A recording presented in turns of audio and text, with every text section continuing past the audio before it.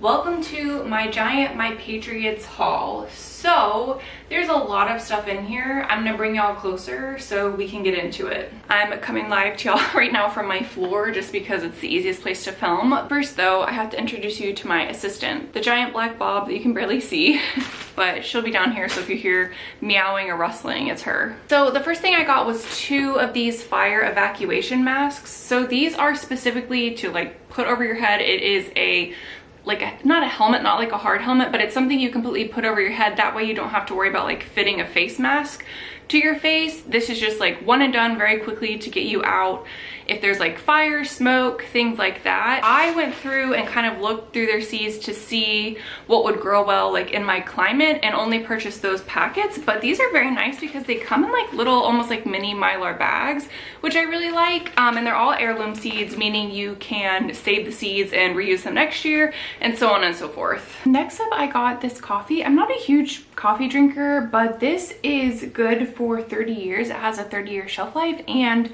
the reviews on this were like so good. Everybody had a rave review. I got these stormproof matches. They're just little matches that come in a little case. These were great for go bags and things like that. This is a shatterproof survival mirror. During Hurricane Helene, I saw like a news article on someone was able to signal for help using like, I don't even remember if it was a mirror, but they basically used something reflective to signal for help. And I was like, oh, I need an emergency mirror. It's very lightweight. It's almost like acrylic-y feeling, and it might be acrylic. I still have the film on it, so you can't really see. But I like this because I can shove it in a bag and not worry about having, you know, broken glass everywhere.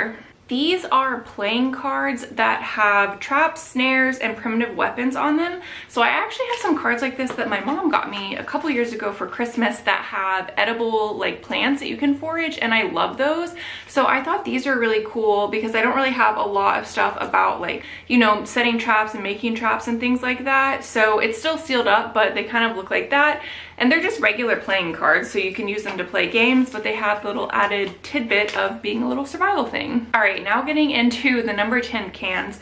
I got 1 can of butter powder. Now, butter does have a little bit of a shorter shelf life in terms of the rest of the stuff. This is only 10 years. All right, now hear me out on this one, okay? I got 6 of these white flour number 10 cans, and I know that sounds like a lot, but the only time I really use white flour is for when I feed my sourdough starter. I go through like periods where I'm always using it and other times where it kind of gets neglected. So it's kind of hard for me to keep flour like on the shelf. This way, like I really don't have to worry about it. I'll just open these, and if you know anything about feeding a starter, you can go through a lot of flour very quickly. So I love the option to not have to worry about the expiration date and just use this when I need it. The next thing I got is I think I got 3 of these. 3 cans of iodized salt.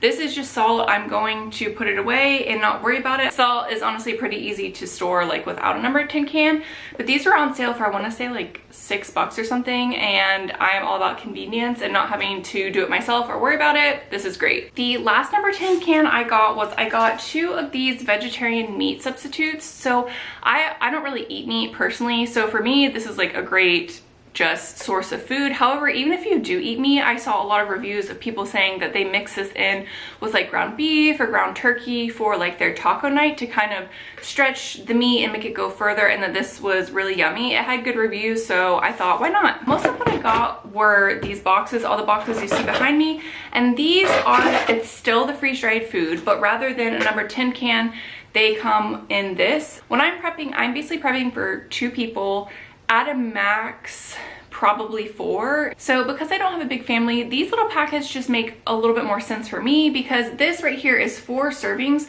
So it's a little bit easier just to use this and then I'm done. I don't have to worry about using up the rest of the number 10 can within a year. Usually a number 10 can, once you open it, the stuff inside is good for a year. But now that you know my reasoning, I'm gonna tell you everything I got. This is the mac and cheese. This one's open because I actually gave a couple as late Christmas gifts because I was in need of a quick Christmas gift. So I gave somebody a couple packets of those. And again, each of these has 6 packs, which is 48 servings total. So I got freeze-dried corn, chili mac, cornbread, home-style potato soup, mashed potatoes, and then there's another mashed potatoes below that one. Then honey wheat bread, which is like flour to make bread and, you know, muffins and things like that, and it's like a honey wheat flavor. Then I got freeze-dried pineapple, another thing of freeze-dried corn, freeze-dried green beans, fettuccine alfredo, freeze-dried broccoli, freeze-dried blueberries, and the last is freeze-dried strawberries. So I got kind of a mix of single ingredients and like actual meals. I do that because A, I want the calories and convenience of meals, but B, I have a lot of other food stored like rice, lentils, beans, things like that. And so far I have not been like super successful at gardening, and I want to have the single ingredients as options to add into things to kind of get nutrients, get vitamins and things like that. And the last thing that I got is this was kind of my like gift to myself, my splurge, if you will. They had a like deal on the like the whole package if you bought this. So this is a little off-grid oven. Let me see if I can show you guys. It's heavy. Okay, but if you can see that, it's a little off-grid oven. And the reason that I liked this is you can use a couple different methods to power it. So it came with these, which you probably can't see because I haven't unwrapped them, but it's like a little Instafire fire starter thing. So you can use this and then add in like twigs and branches and things that you find to heat it.